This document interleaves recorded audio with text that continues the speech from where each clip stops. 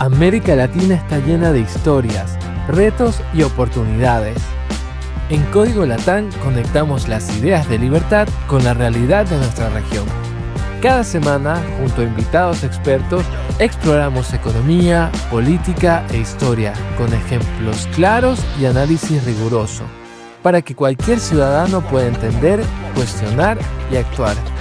Bienvenidos a Código Latán, donde analizamos la realidad con perspectiva liberal.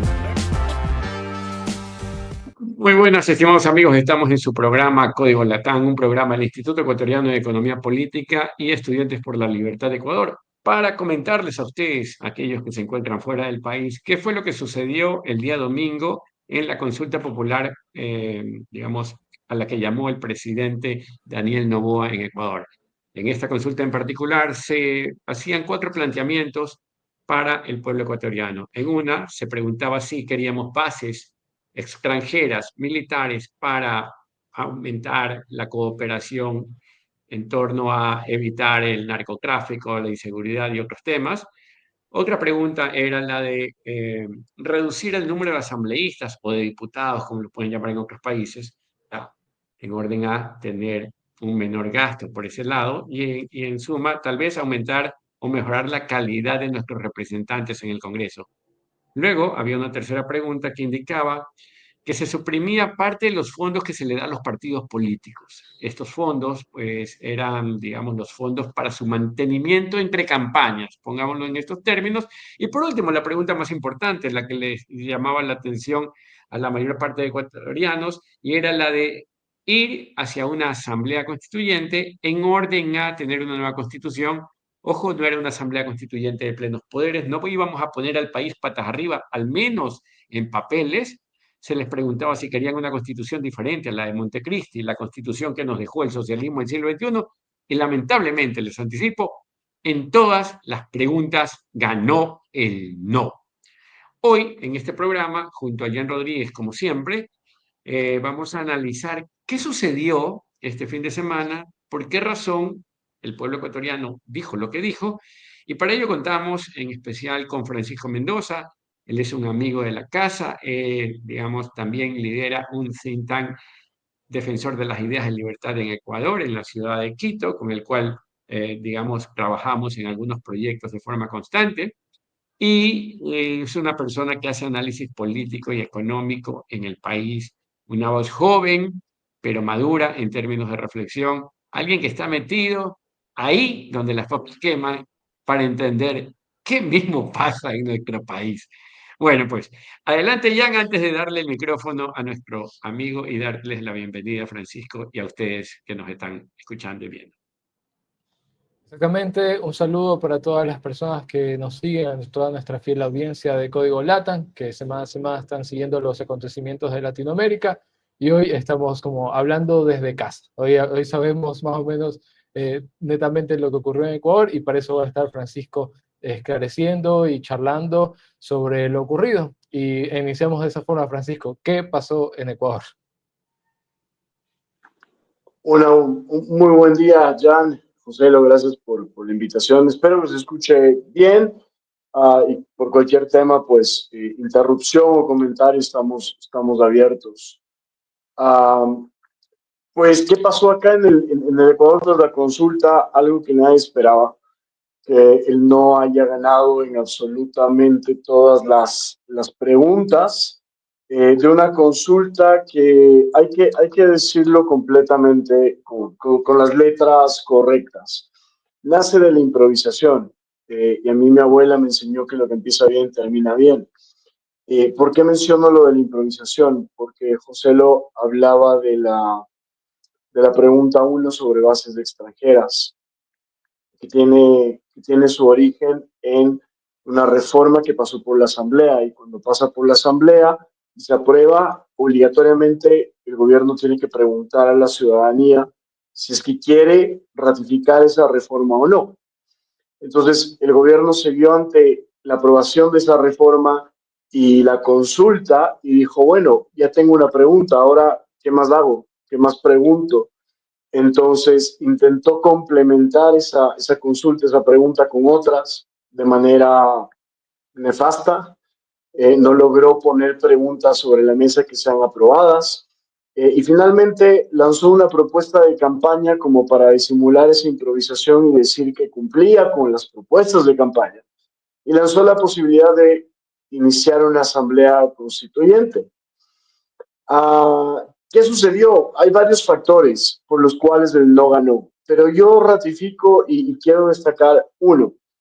El Ecuador está o la mayoría del Ecuador está entre dos extremos: el correísmo, que tendrá su 30% de siempre, y la oposición al correísmo, que hoy se disfraza de pronovoísmo, que también está alrededor del 28, 30, un poquito más por ciento. Pero hay un bloque en la mitad de personas que aparentemente tienen un criterio mucho más crítico y que inclinaron la balanza para que el no gane, y gane con bastante diferencia. Y yo creo que ya podemos analizar eso en las siguientes preguntas, pero ese es un análisis macro donde la población, especialmente un segmento muy crítico del ecuatoriano o del Ecuador, no estaba conforme, no con las preguntas únicamente, sino con cómo el gobierno viene actuando durante estos 2 años de gestión.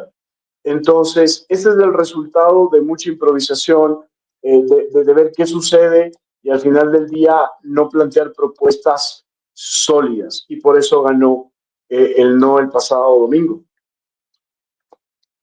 Bueno, la verdad es que yo creo que muchos temas explican por qué al final se obtuvo un no, y lo que menciona Francisco definitivamente es parte de, ya, yo creo que no hubo una vocería adecuada. En realidad no me queda claro quién era el vocero de la campaña a favor del no, o quiénes eran los voceros, y eso que en cierto modo, y ojo, yo confieso, no es que consumo política todo el día, pero tampoco soy ajeno a ella, eso definitivamente, pero aún así no tenía claro quiénes eran los voceros de esa campaña y cuáles eran, digamos, más allá del tema de seguridad, los elementos que estaban supuestamente jugándose.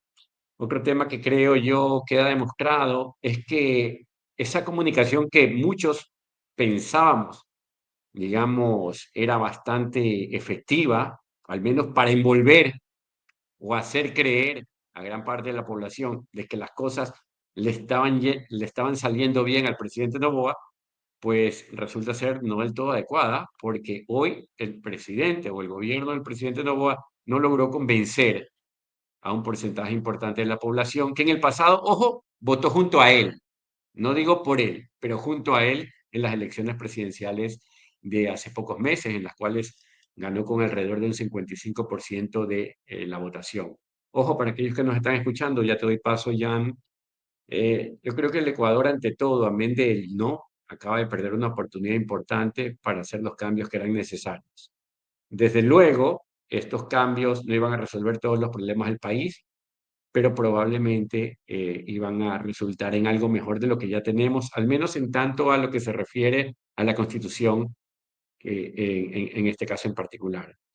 Y luego, pues bien, hay otros elementos más que vamos a continuar analizando, pero yo quisiera más bien hacerle una pregunta a Jan, porque la verdad es que es importante conocer todas las opiniones. Jan, a ti, ¿a qué te supuesto? O sea, ¿a qué variable le das más peso a la hora de explicar por qué este fin de semana los ecuatorianos votaron no? No tengo idea, José. Yo no tengo idea. Yo trabajo haciendo comunicación política. Soy un estudioso de la estrategia, de la comunicación política. Tuve la oportunidad de estar en uno de los entrenamientos políticos que realiza Libre Razón con Paco, precisamente el de Manta. Yo no sé, yo todo el tiempo viendo la campaña yo decía, Noboa no habla de nada, de ningún tema que va a proponer en la asamblea o en la posible constituyente, porque es estrategia, es para evitar abrir fuentes de batalla, es para evitar que le empiecen a molestar, a pelear con la inversión extranjera, con el IES, con privatizar los servicios, los sectores estratégicos. Yo todo el tiempo pensé, es una estrategia. Además, otro asunto es que el gobierno destina muchos recursos a estos procesos, cuentan con muchas encuestas, con muchos análisis. Hoy en día hay muchas herramientas que miden en la emocionalidad de las personas a nivel de redes sociales, de saber este tema qué emociones genera, de qué está hablando la población. Yo pensé que tenían todo fríamente calculado y obviamente no ha sido así, porque, por ejemplo, Francisco mencionó que su abuelita decía, todo lo que inicia bien, termina bien. Tiene un problema de conexión Francisco, pero Andrés Calamaro, que es el que canta Flaca, no me claves tus puñales, él tiene una canción que dice, todo lo que termina, termina mal, y si no termina, se contamina más. Y ese es el problema que veo inmediatamente en este gobierno, porque este resultado yo creo que nadie se lo esperaba, y eso es, yo no sé, o sea, yo no me lo esperaba, yo estaba confiado de que iba a ganar el sí, o confiando en todos estos procesos, en los bonos, en el manejo de la campaña, que ya digo, desde mi perspectiva, lo que evitaban eran abrir frentes de batalla, pero nada de eso funcionó. Y también yo lo que siento es que la gente se sintió como que la estaban tratando de tonta. Eso es algo que también, precisamente por esta estrategia de no abrir frentes de batalla, de no explicar lo que se estaba buscando, la gente sintió que estaba siendo manipulada, que estaba siendo utilizada, y por eso también otro proceso, algo que ya me hizo preocupar en el sentido de decir que iba a ganar el no, fue que en Facebook, o sea, en redes sociales, en diferentes plataformas, mucha gente orgánicamente estaba haciendo campaña por el no. Y gente que que no le importa la política, que no tiene nada que ver eh, con partidos, que no es correísta tampoco. Muy orgánicamente personas estaban publicando no darle discursos típicos, ¿no? De que no se va a convertir en la hacienda de los Novoa, el país, por dar un ejemplo, ¿no? Pero eso estaba surgiendo muy orgánicamente. Entonces, cuando yo empecé a ver eso, yo dije, aquí está pasando algo, y así pasó. No sé qué opinas, Francisco, de lo que acabo de decir, y no sé qué opinas tú. ¿Crees que falló la estrategia del gobierno? ¿Crees que no tenían estrategia? ¿Crees que, no sé, que les robaron los encuestadores? ¿Qué puede ser? Es una gran pregunta, Jan, y yo creo que no hubo estrategia. Eh, y me confirma si se escucha bien. Tengo una preocupación con siempre estar pendiente de eso. No hubo estrategia. No hubo ninguna estrategia y acá hay varios errores que recalcar. El primero es pensar que una consulta popular se la va a ganar por tu índice de aprobación. Yo comenté algunas cosas a la interna de grupos políticos. La primera fue, me llamaba la atención que no existan mediciones reales de la popularidad de Novoa los meses antes de la consulta y durante la consulta, más allá de los grupos afín a él. ¿Y a qué voy con esto? Que ya se pudo presentir cierto bajón en la popularidad de él y en la aceptación del gobierno. Y cuando no hay cifras o no se publican es porque algo no marcha bien. Eh, ¿Y por qué digo que no hubo estrategia? Porque probablemente ellos sí tenían los números, ellos sí sabían qué tan buena aceptación tenían durante estos meses. Y finalmente, y lastimosamente yo sí voy a decir algo que yo no he escuchado antes, pero para mí el presidente le perdió mucho interés a esta consulta. Y le perdió mucho interés también una vez que la perdió. Yo creo que el hecho de que él se haya ido a Estados Unidos a 2 días de perder la consulta y básicamente remover a parte de su gabinete sin que él esté acá, a mí me parece que él tuvo un desinterés muy grande. Y eso abona a lo de la falta de estrategia, porque son errores de principiante el hablar de Galápagos y la posible base en las islas. Me parece descabellado decir, vamos a una constituyente y después les cuento para qué. Y yo afortunadamente en las 2 semanas previas a la consulta, el 16 de noviembre, tuve la posibilidad de visitar muchos medios y de reclamar airadamente al gobierno y a los representantes del gobierno, a los distintos voceros que habían, su falta de seriedad para defender los argumentos a favor del sí, al favor de la consulta. Y aquí empato con Joselo en lo que dijo de que perdimos una gran oportunidad. Sí, porque la constitución la pudimos haber cambiado y creo que es nuestro mayor anhelo de tener una constitución más simple. y el gobierno no hizo nada por ir a una constituyente. Y la última semana vimos que no había estrategia, aportando lo que tú dijiste, Jan, porque empezaron a salir ciertas señales como anunciar los constituyentes como Salazar, anunciar nombres, traer a la responsable de seguridad interna de Estados Unidos, en fin, muchas cosas que aportaron al show más que al debate. Y eso nos indicó que no había estrategia para defender lo que ellos propusieron por esta improvisación. Y hay un factor más, y con esto cierro. La ciudadanía es muy difícil que separe lo emocional de lo racional. Las preguntas probablemente eran necesarias y ese es un análisis que nosotros hacíamos. Pero claro, cuando no hay medicinas, cuando no hay acciones, cuando no hay gestión, ¿cómo le pides a la ciudadanía que separe eso del factor o del concepto de si las preguntas estaban bien o estaban mal? Entonces, fue una campaña ciudadana del no, totalmente de acuerdo en su mayoría, pero con argumentos equivocados, con argumentos totalmente equivocados. Y aquí sí lo digo de frente. ¿Qué tenía que ver la gestión de medicinas con que se ponga una base extranjera en cualquier lado de la costa ecuatoriana? Ninguno. Entonces, eso demuestra que al ecuatoriano y al país le falta mucha madurez política y le falta mucha cultura política. Era bueno, coincido con lo que van diciendo. Yo creo que muchas cosas explican lo que sucedió este fin de semana. Yo tengo algunas tesis en particular. Yo creo que, bueno, en general cuando uno se lanza a este tipo de campañas, supone tener una estrategia, ¿eh? Lo que pasa es que esta fue especialmente mala y probablemente incluso no llegaron a seguirla porque vemos a sus diversos, digamos, actores desalineados e incluso dando papaya, porque es verdad, ya esto que mencionó Jan, que de hecho tal vez probablemente lo sacó de alguna de los espacios de formación que Francisco tiene, yo decía, bueno, está esto de no mostrar las cartas, está bien, no se deben mostrar las cartas para evitar que se organicen grupos de interés, pero es que él no debió haber dicho nunca que estaba en un juego de cartas, ¿ya? Porque logró exactamente el efecto contrario, o sea, alertó y dio papaya para que la gente diga, mira, ni siquiera nos quiere decir de qué va esto, ahí está el peligro, ahí está el cheque en blanco, ajajaja, nos va a fregar. En realidad, queriendo ser estratégico, terminó regalándose. Y eso me parece que es algo que sucedió.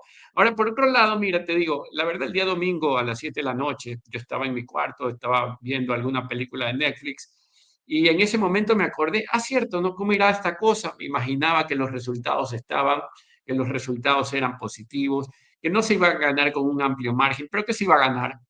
Y en eso empiezo a ver el primer ruido en las redes y yo digo, a ver, ¿qué está pasando? No, a ver, ¿cuántas actas? ¿Cuánto va el conteo? ¿Será esta fuente fiable? Y de repente, no, no, no, no, no, no. Y ojo, con un porcentaje importante de distancia. O sea, no estábamos hablando, mira que incluso durante el gobierno del presidente Guillermo Lazo, cuando se perdió en una consulta popular, era más o menos 55-45. Acá estábamos hablando de 40-60. Y de nuevo, tomando en consideración, incluso a pesar de yo no estar de acuerdo con mucho de lo que el presidente hace, de que para mí la tenía ganada. Ahora, quiero enfatizar algo que me parece importante, tal vez, y se parece a algo de lo que dijo Francisco, y es lo siguiente. Mira, yo creo que de este lado, el 40% de la población que votó que sí, pasa más o menos lo siguiente. Este 40% de la población tiene algún ingreso, tiene algún trabajo, tiene problemas de inseguridad al igual que el resto del Ecuador. Este porcentaje de la población, de alguna forma, y no digo de forma grande, excelente o permanente, tiene cómo solventar un problema de salud. Es decir, tiene seguro de IES o tiene un seguro privado o al menos cuenta con los recursos suficientes como para hacer frente a una de estas eventualidades. Pero del otro lado están aquellos que no tienen acceso a salud y eso importa. Aquellos que no tienen trabajo y eso importa. Y son aquellos receptores de un mismo mensaje de sí, vamos a ir por el tema de seguridad. Y sí, es verdad, es un problema también para ellos. pero ellos también necesitaban una respuesta en torno a qué se va a hacer con el tema del trabajo, qué se va a hacer con el tema de salud, qué se va a hacer con los otros problemas que yo palpo día a día. Y ojo, con esto termino, el gobierno tuvo una suerte de mensaje continúa, estamos en el nuevo Ecuador. Y para ellos no hay nuevo Ecuador. Es el Ecuador de siempre, con los problemas de siempre, donde hay problemas de salud, donde hay problemas de educación, donde hay problemas de inseguridad, donde no hay trabajo, donde la economía no responde.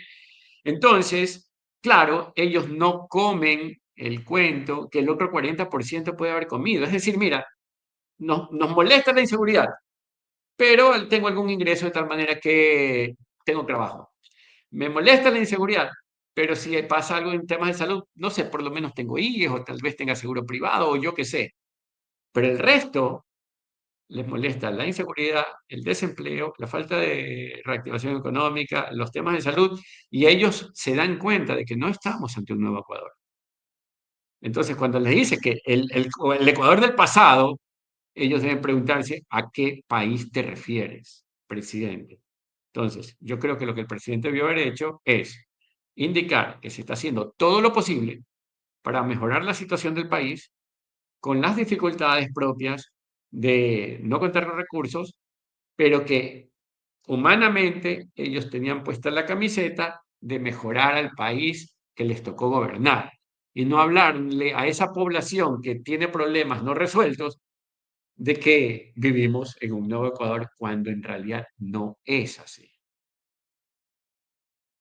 Adelante.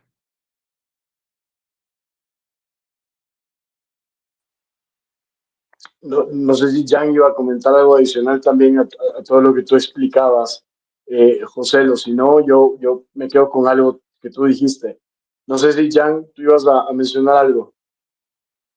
No, no, continúa Francisco. La verdad es que sí, o sea, la vida está difícil. La vida en la calle de a pie está dura para cualquiera, ¿ya? Y tienes toda la razón, José. ¿Qué opinas, Francisco, respecto a la situación del país y al accionar del gobierno de cara comunicacionalmente hasta esta elección, a esta campaña, pero en general al accionar? Recordemos que a este gobierno le quedan 3 años. Le quedan 3 años y no se siente, no se ven los cambios, el país no mejora.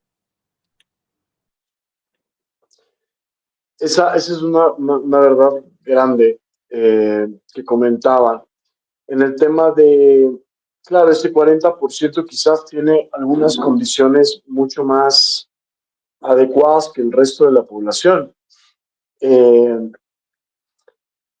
yo no sé, a ver, yo creo que son muchas cosas que analizar y tampoco conviene hacer muy complejo el análisis.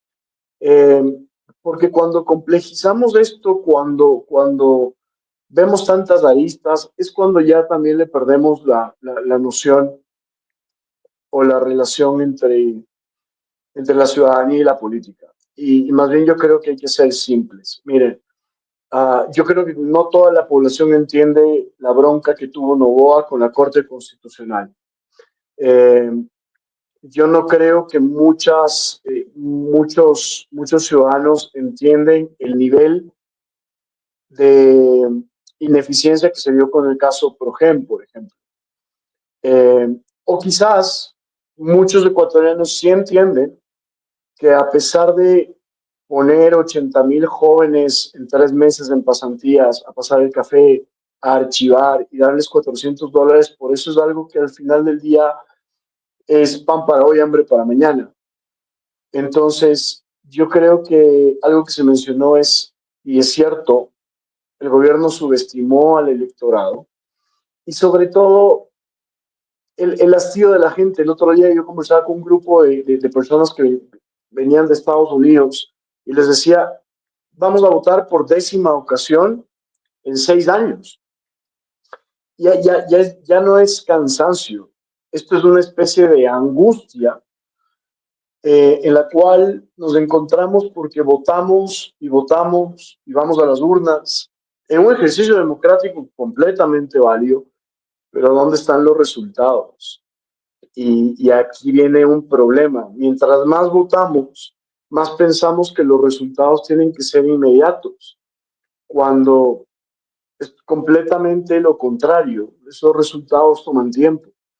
Entonces, ese 40% que votó a favor quizás ve el panorama un poquito más a largo plazo. Lanza la caña de pescar, como dice alguien que conozco, lejos. Pero el resto no. Y el resto no porque al final no vive de la política. Y súmale a eso que hay muchas funciones del gobierno que muchos, sí, muchos poderes del Estado que mezclan sus funciones y sale la Asamblea Nacional a defender el no y a dar explicaciones. El presidente no da la cara, solo lanza un tuit y apenas el día de hoy tenemos una ministra de gobierno que, dicho sea de paso, fue asesora de María Paula Romo y trabajó como asesora de comunicación en el correísmo también. Entonces, no hay articulación, no hay estrategia, no existieron perfiles o voceros adecuados, algo que yo sí reclamé. Y al final del día estamos hipotecando oportunidades positivas para el Ecuador.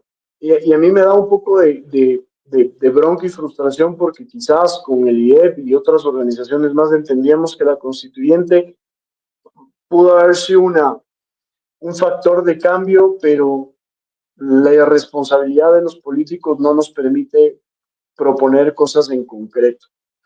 Y, y ahí viene la tarea complicada porque tanto para el IEB, Libre Razón, los partidos y movimientos políticos dificulta esta gestión, nos dificulta muchísimo porque la gente deja de creer, la gente le sigue perdiendo la confianza a los políticos y a la democracia.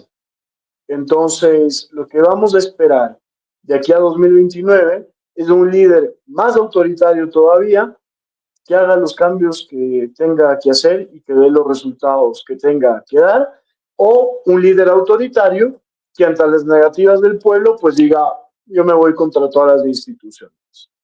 Eso, a eso nos estamos acercando si es que no medimos esto con un ojo crítico simple, pero sobre todo si los políticos no empiezan a ser más responsables. Y esa realmente es mi angustia muy fuerte y yo creo que la transmito o espero transmitirla de manera directa porque es impresionante cómo nos hemos jugado y cómo nos hemos feriado buenas oportunidades. Mira, digamos desde la perspectiva de la sencillez, ¿no? De las explicaciones sencillas que al final son las que tal vez puedan explicar mejor lo que pasó, porque la gente no es que se ha tomado 2 horas para analizar los anexos de cada una de las preguntas, ¿ya? No es que han hecho grupos de discusión para debatir la complejidad y las implicaciones de cada una de las posibilidades ante tal o cual cosa. Todo el mundo se queda con el eslogan, se queda con el membrete, se queda con aquella frase que por ahí está. Pero bueno, si esto es el caso, porque de hecho ese es el caso, la gente no toma mucho tiempo para pensarse lo que pasa con la política, una parte se explica por el lado de la comunicación equívoca, una vocería equívoca, ¿ya? Por el lado del no convencimiento de la población de que esto podía mejorar la situación del país. Y por otro lado, podemos tener, por ejemplo, temas como al final no hubo una estrategia adecuada. Bueno, esas son las circunstancias. En todo caso, ese es el no que tuvimos el día domingo, pero también quisiera que evaluemos lo siguiente. Al fin y al cabo, este era el plan A del gobierno. O sea, el gobierno había puesto toda la carne en el asador sobre la idea de nos vamos a una constituyente, vamos a elaborar una constitución durante el próximo año, vamos en este momento a un proceso de elecciones internas, vamos a, vamos a ir hacia un proceso de elecciones para elegir asambleístas constituyentes, bueno, vamos a hacer el texto que necesitamos dentro de lo que viene. Pero el gobierno se quedó sin plan A. ¿Ya? Y ahora, y yo creo que no tenía plan B, porque de hecho a nadie se le ocurrió creer que el plan A no iba a funcionar, ¿ya? Entonces, la verdad es que ahora mismo puedo confesarles de que este fin de semana estábamos escribiendo un texto en el cual le pedíamos a la ciudadanía ecuatoriana que tome en consideración que en el nuevo texto constitucional debía esbozarse que tan importante como las libertades políticas eran las libertades económicas y que este nuevo texto y esta constitución debía contener esas libertades para poder hacer del Ecuador un país más libre y próspero. ¿Ya? Entonces, si los ecuatorianos teníamos, me incluyo, ese norte de los próximos meses, hoy me parece que el gobierno no solamente se quedó sin plan A, sino que se quedó desprovisto, que no tenía plan B, y que ahora le toca sobre la marcha esbozar lo que será este plan de contingencia. Ok, miren, ok, listo, se nos acabó esa ruta y deberían rápidamente esbozar un nuevo norte y decirle, miren, ok, listo, las cosas no pasaron como lo creíamos, pero esta es la propuesta para el país y hacia este norte, hacia esta propuesta, con esta brújula, vamos a encaminar la discusión. Porque si no vamos aquí, no sé, andar dando palos de ciego, preguntándonos durante las próximas semanas, ¿y ahora qué? O como decía el loco, ¿y ahora? ¿Y ahora? Porque la verdad es que el gobierno, más allá de decir, hemos escuchado, tomamos nota y no se preocupen que vamos a reafirmar nuestro compromiso con el país, tiene que hacer algo. Y ese algo no basta con, o sea, ojo, pues es importante, no basta con cambiar unos ministros para poner a otros que tal vez son tan cajones como los anteriores. De repente hay alguno bueno, o de repente todos son buenos. Ya, no lo pongo en discusión. Pero el punto es que ok, ya listo, está bonito que hayas hecho eso. Pero, brother, cuéntanos para qué haces esos cambios. Porque uno dice, mira, yo voy a tener un equipo futbolístico más ofensivo, pues tengo contratos jugadores más ofensivos. Si mi estrategia es más defensiva, me imagino que debo contratar jugadores más defensivos. Entonces, la pregunta es, ¿para qué estoy poniendo este tipo de ministros? Pero primero, esto tiene una razón y se las voy a explicar. Se trata de esto. ¿Qué piensan?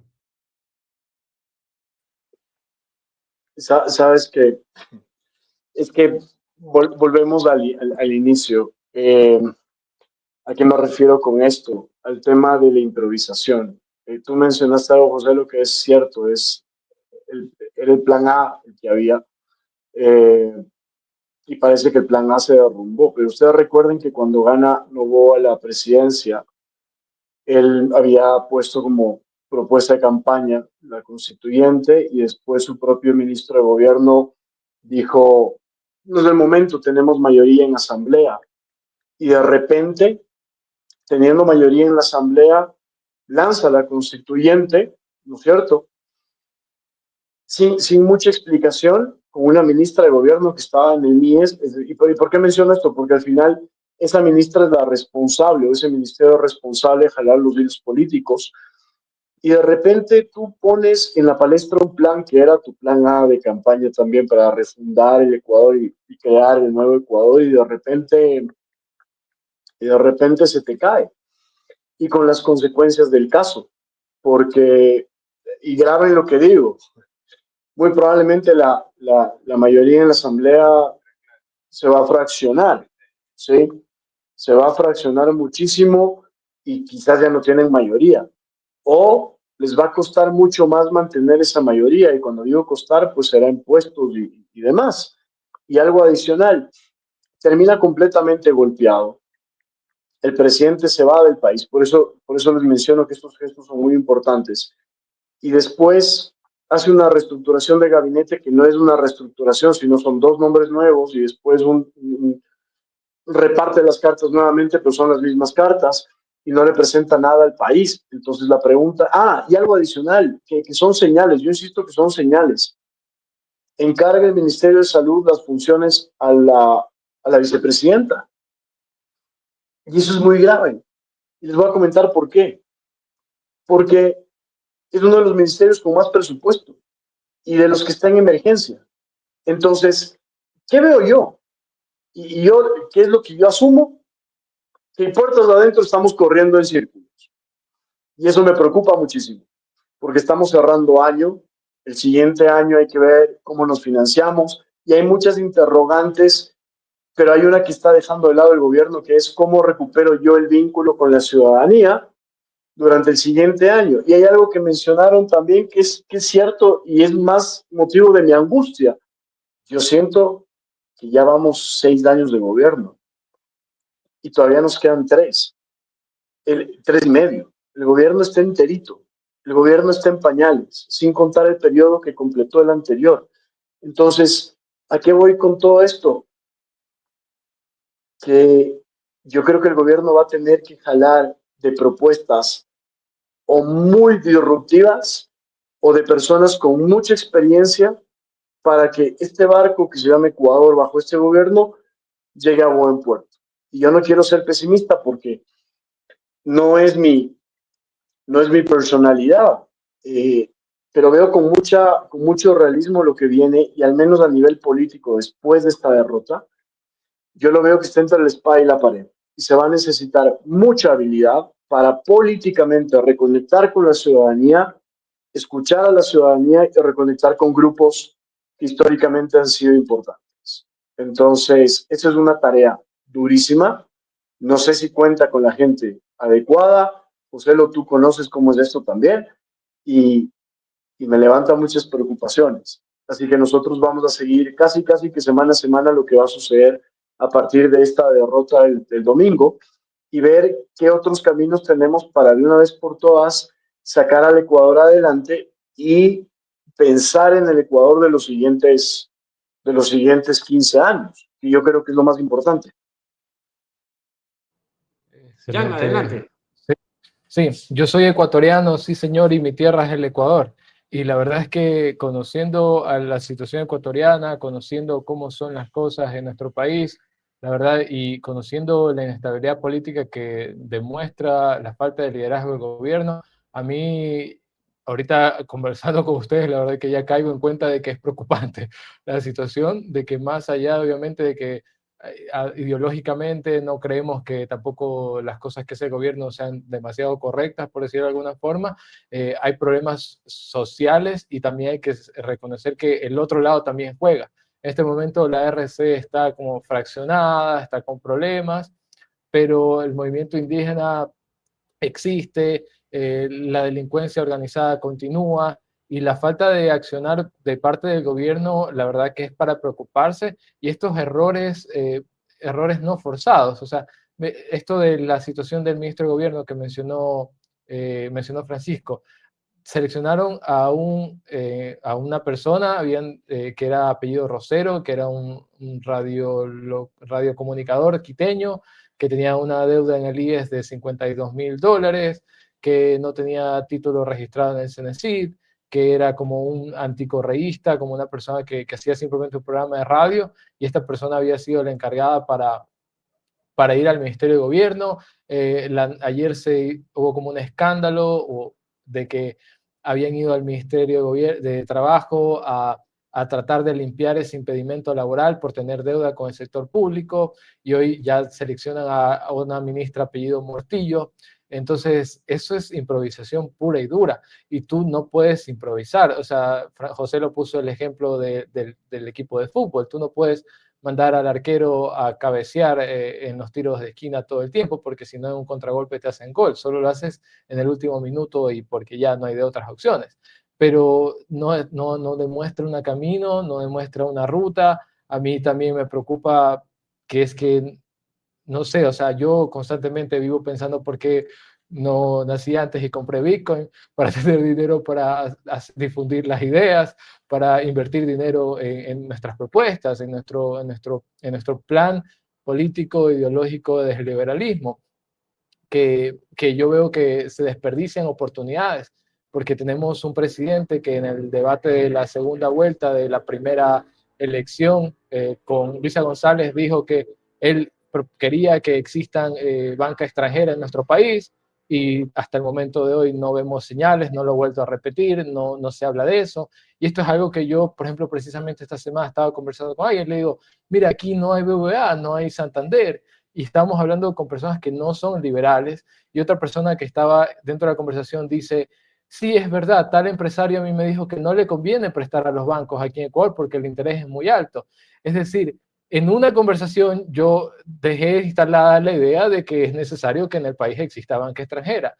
Cuando el presidente tiene todos los speakers del mundo, tiene todos los altavoces del país, puede decir en este momento cualquier noticia, cualquier idea y la instala en el debate público y vemos que se pierden oportunidades, mientras que nosotros hacemos nuestro esfuerzo, ¿no? Estamos aquí conversando con Francisco, con José, semana a semana, difundiendo las ideas, pero nunca van a tener ese impacto. Entonces también duele a nivel personal, es decir, Dios mío, no, tenemos que seguir luchando, eso es lo que nos queda, es lo único que nos queda en realidad, pero a nivel país no vamos bien y las personas, también lo mencionó Francisco, que no existe cultura política en el país, pero a nivel de estos altavoces, a nivel de gobierno, tampoco se hace nada para incentivarlo, es decir, lo destruye, es al contrario, diciendo que la constitución la va a escribir ChatGPT. O sea, estamos de mal en peor. ¿Ya? Entonces, sigamos luchando, pero por ahí iría mi siguiente tema, ¿no? Conversar, ¿qué hacemos? Es decir, ¿por dónde tenemos que ir? ¿Cómo le luchamos? ¿Seguimos, estamos bien? ¿Cómo potenciamos nuestro camino? Eso.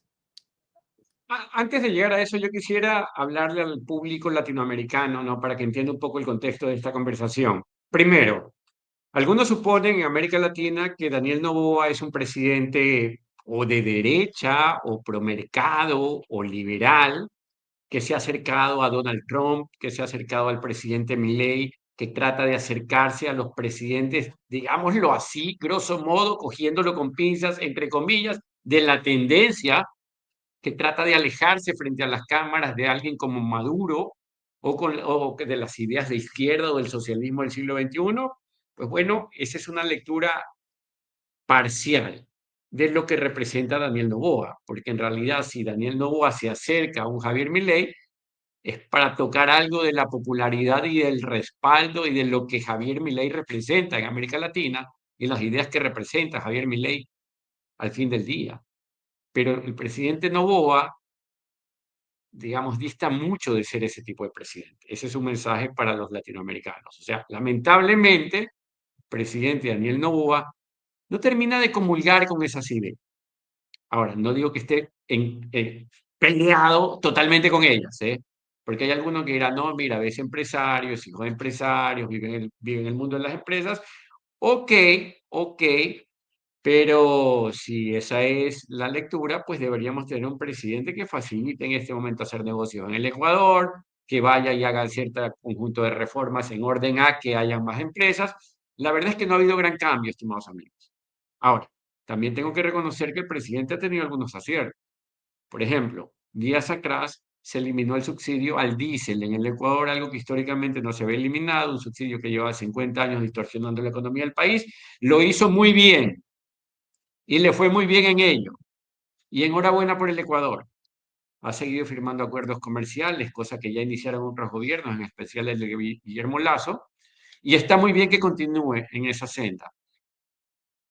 Que hoy por hoy América Latina se está, digamos, yo creo que está teniendo un giro importante hacia la facción democrática, la facción de más de mercado, también es cierto, y Noboa quiere estar en ese conjunto de personas, al menos proyectar eso.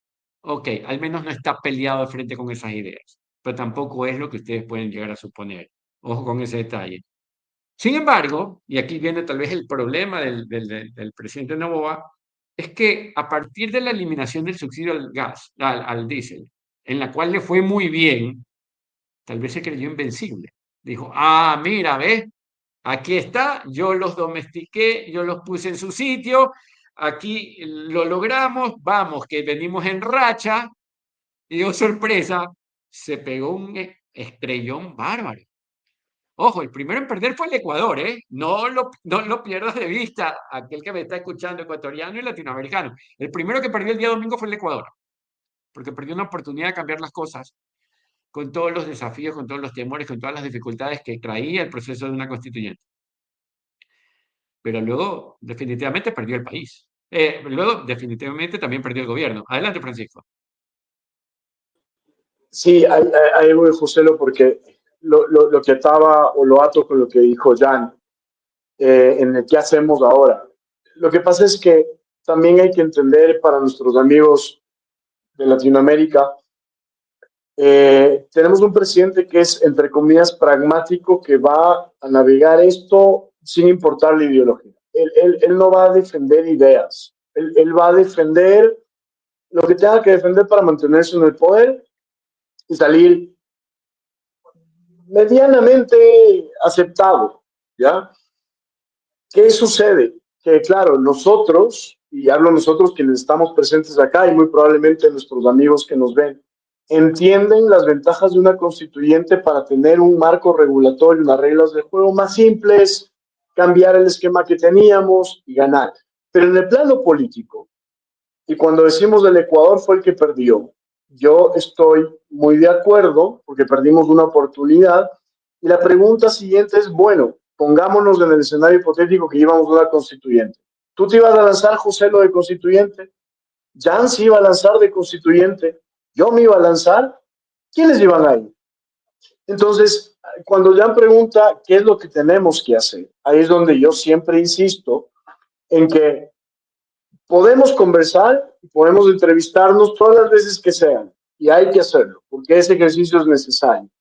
Pero el momento en que nos toquen la puerta para ir a territorio, a la calle, y asumir un riesgo que no todos estamos en capacidad o con el deseo de asumir, pues habría que hacerlo. Y me refiero con que estar en una papeleta. Y ahí viene el problema. Porque nosotros como liberales muchas veces nos hemos acomodado, salvo ciertos casos como es José, lo que hizo una labor tremenda en gobierno y muchos otros perfiles, pero nos acomodamos a esto, a este puesto, porque hablar es mucho más simple, eh, criticar es mucho más simple, desde la lejanía, detrás del burladero, viendo los toros de lejos. Nadie está dispuesto a gastar plata propia, suela, tiempo con nuestra familia. ¿Para qué? Para que después nos acaben en redes y salgamos del país porque la Contraloría nos persigue por X motivo.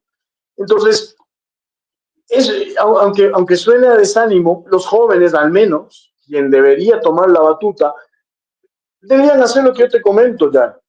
Ya no decir vamos a defender ideas únicamente, sino cómo hago yo para el día de mañana, cuando hay una constituyente, yo ocupar ese espacio. Y ahí está el problema. Y este gobierno, aunque no nos guste, nos iba a poner en una disyuntiva de o es el socialismo del siglo XXI o son ellos, o una tercera vía, entre comillas, y nos jugábamos el futuro del país en un escenario complejo. Yo apoyaba el sí. ¿Y saben por qué yo apoyaba el sí? Porque yo era consciente de que quizás la constituyente era una buena opción siempre y cuando nosotros, José, Jan, quienes nos ven, todo el equipo del IEP, todo el equipo de Libre Razón, entendamos que teníamos que participar en ese proceso, pero no solamente con el artículo o la entrevista. Insisto, son necesarios, pero siendo muy incisivos e incidiendo en ese campo. Solo así yo me convencí de votar sí, pero no todos están dispuestos, no todos lo quieren hacer. Y ahí viene un problema, ahí viene un problema. Y eso habría que cambiarlo para el futuro en las elecciones que se vienen en el Ecuador. Mira, Francisco, lo que tú planteas era una realidad, o sea, Amende era una constituyente, luego la pregunta era quién iba a elaborar la constitución y cómo hacíamos para que la gente que tiene, digamos, algo de sensatez e ideas, pues esté dentro de esa constituyente. Pero incluso aunque esa pregunta siempre fue relevante y aunque había una especie de suerte jugada en la cual no había mucho margen de maniobra, yo seguía asumiendo la tesis de, y aún a pesar de eso, no podría salir una constitución peor que la de Montecristi. Así que, aunque hubiese sido no la constitución que queríamos, hubiese sido un texto algo mejor y por lo tanto era un avance. Ahora, claro, en el escenario ideal, y voy a exagerar para aquellos amigos que nos están escuchando en América Latina, si los tres que están conversando en este momento, que tienen claras ideas liberales, que han mostrado digamos, dar batalla en el mundo de las ideas y en cierto modo incluso el activismo y el de caminar por las calles de las distintas ciudades del país. Bueno, pues si nosotros hacemos un texto, tomaría muy poco tiempo la redacción, sería de fácil lectura y automáticamente tendríamos un conjunto de reglas sencillas y claras para que la gente haga vida. Pero esa no es la realidad es mucho más compleja. Pero igual, de nuevo, solo quiero mencionar que, amén de todas las dificultades que planteaba este proceso, era difícil que como resultado final tengamos una constitución inferior o tan mala como la que se desarrolló en Montecristi en el año 2008 por los socialistas del siglo XXI. Ojo, este es un tema importante que tal vez perdimos de vista mencionar. No se trata de una constitución X, whatever, obsoleta o criticable. Era la constitución de los socialistas del siglo XXI. Por eso es que es tan mala, perniciosa, dañina y es lo que es. Por eso es que era una buena idea intentar mejorarla. Por eso es que era una buena idea ir a una asamblea constituyente para botar esa cosa a la basura y tener unas reglas de juego algo más normales. Pero bueno, ahora esperemos, ojo, también un detallito, hace un momento Jan Rodríguez dijo, y los de RC, ojo, RC5 significa Revolución Ciudadana, es el partido de el prófugo de la justicia, delincuente y pulgoso Rafael Correa. Y solamente un detallito, ¿no? El mismo presidente ha mencionado en el pasado que él es un mal enemigo, ¿ya? Yo diría que hay que reconocer que el presidente es picado. Cuidado, esta vez se la tome con la gente del Ecuador que le dijo no. Adelante. Eso sería lo peor. Francisco. Sí, sí, la verdad es que estamos en una situación bastante complicada. La verdad que ha sido un shock de realidad también conversar con Francisco, tratar de esta conversación en general entre nosotros para sí poner los pies en la tierra y reconocer un poco la situación del país, ver qué nos depara, porque yo la verdad que no termino de ver algo positivo para el futuro. Más allá de las ideas, también es muy importante el liderazgo, ¿no? Y el transmitir el sentimiento de equipo, o sea, nosotros no somos colectivistas, pero Ecuador es un barquito que todos adentro estamos metidos y que por cualquier lado está siendo ni siquiera agujereado, es directamente avaliado. Entonces, tenemos que ponernos las pilas y construir cosas a partir de estas conversaciones, precisamente como mencionó Francisco. ¿Qué opina Francisco? Ya estamos en la parte final del programa. Sí, no, y agradeciéndoles, con José nos podríamos quedar de largo y con Yanko también. Yo solo cierro con lo siguiente, miren, yo creo que hay muchos que terminan con una desazón del no, porque oponerse es fácil, pero a la final el no también representa una responsabilidad, es decir, ¿qué propongo ahora? Y quienes votamos sí y perdimos de alguna manera, eh, claro, se abre un espectro enorme para a partir del día de hoy proponer y ante gobiernos, no puntualizo, pero gobiernos, los que sean,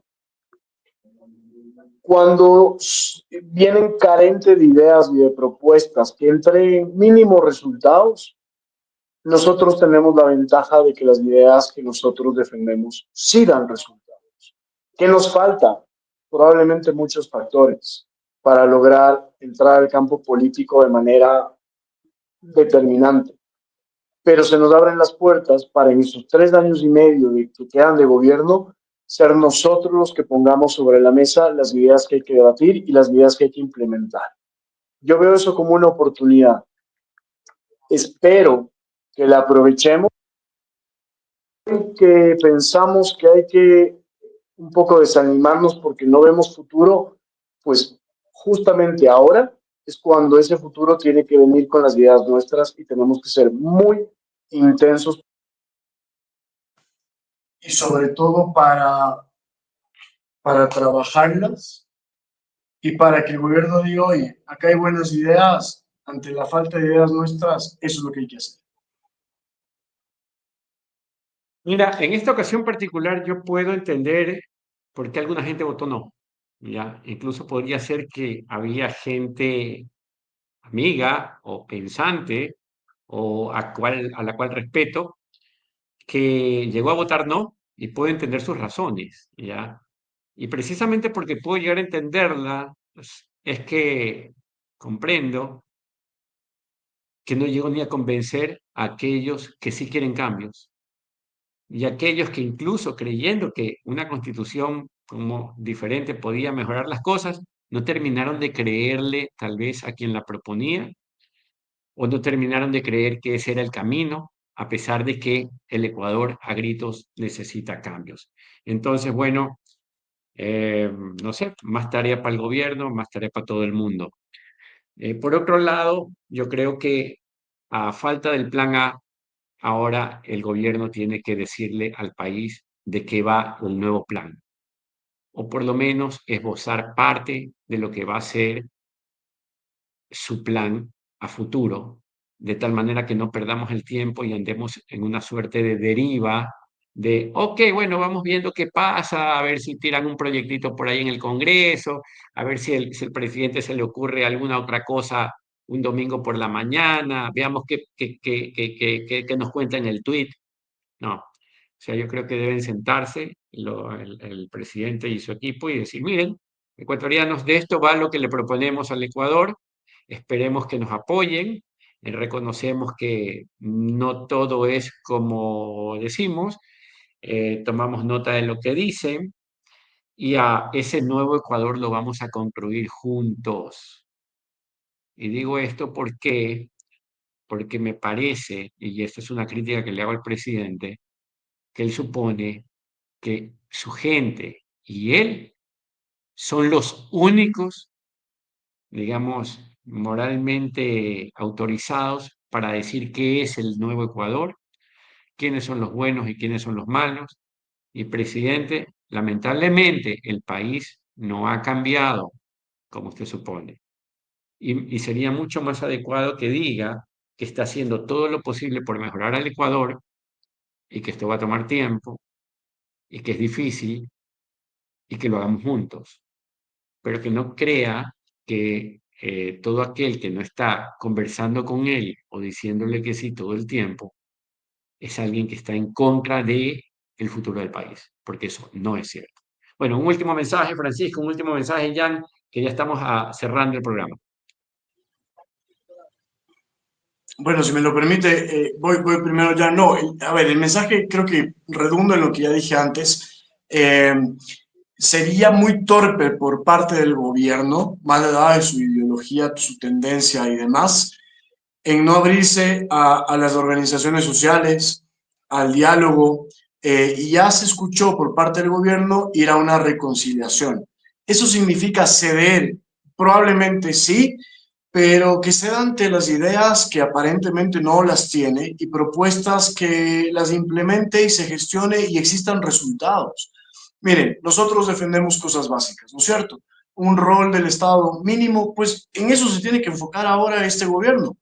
Seguridad, salud, educación, digámoslo así, cosas básicas, puntuales. Si arregla una, dos, tres cosas, yo creo que nos va a hacer un gran favor. Y ojo acá, y una alerta también para el resto de países, especialmente Colombia y Chile, ahora que faltan elecciones en Colombia año entrante y Chile segunda vuelta, sobre todo con los gobiernos catalogados de derecha como este, aunque no lo es que nos pueden estar jugando en contra para un plan a futuro, porque lo que está sucediendo es que la ciudadanía da la confianza, da el voto, porque del otro lado también hay una lista enorme de adjetivos negativos, ¿no es cierto?, del socialismo y de la izquierda, pero en un momento la ciudadanía se puede cansar de los gobiernos, entre comillas, de derecha, y eso es un perjuicio también a nosotros los liberales, porque nos catalogan o nos ponen en el mismo saco.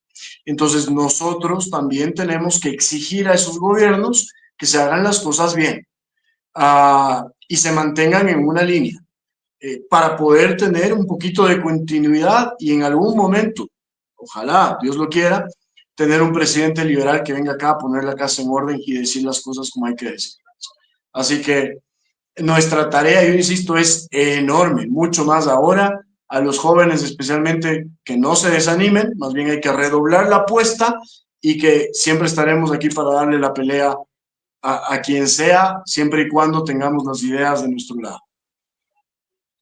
Jan, te invito a cerrar el programa, a dar un mensaje final y lo que venga. Sí, es así. Muchas gracias, Francisco. Muchas gracias, Soselo. Continuemos trabajando, continuemos poniendo estas ideas sobre la mesa, demostrando que sirven, que más allá de ser útiles, son justas porque defienden la libertad y no hay nada más valioso que defender la libertad. Y precisamente sí, como esto que mencionas tú, José, lo de que el país no ha cambiado, esto de llamar el nuevo Ecuador, a mí incluso hasta me parece un poco preocupante porque uno de los principales rasgos que tú utilizas para destruir la personalidad de una persona es destruyéndole la identidad, o sea, no sabes ni quién eres el nuevo Ecuador, ¿y qué es eso? ¿Y cuándo nací yo en el nuevo Ecuador? Mi cédula no dice nacionalidad nuevo ecuatoriano. Entonces es preocupante, también es preocupante lo que menciona Francisco, ¿no? Quieran que no, Noboa por conceptualización es el típico derechoso, ¿no? Es un tipo millonario, empresas, pero más allá de eso, a pesar de que ha tenido ciertos aciertos, no son las ideas que defendemos nosotros y estamos quedando pegados un poco a eso y eso también es un problema. Así que esto ha sido Código LATAM por el día de hoy, analizando Ecuador, analizando de locales, analizando lo que conocemos en nuestra realidad y luego estaremos con más programas. Este próximo programa será sobre las elecciones de Chile y lo que se les viene con esta segunda vuelta entre la comunista y Antonio Kast, que también tienen sus cositas derechosas no liberales. Entonces tenemos que analizar de ambos lados, ¿no? Cada situación. Continuamos difundiendo las ideas y esperando que a Milei le vaya bien también para el beneficio de nuestras ideas. De remate lo meto ahí. Así que gracias a todos por su tiempo y hasta la próxima. Chao, chao, chao, chao, chao. Código LATAM es una producción del Instituto Ecuatoriano de Economía Política en conjunto con Estudiantes por la Libertad.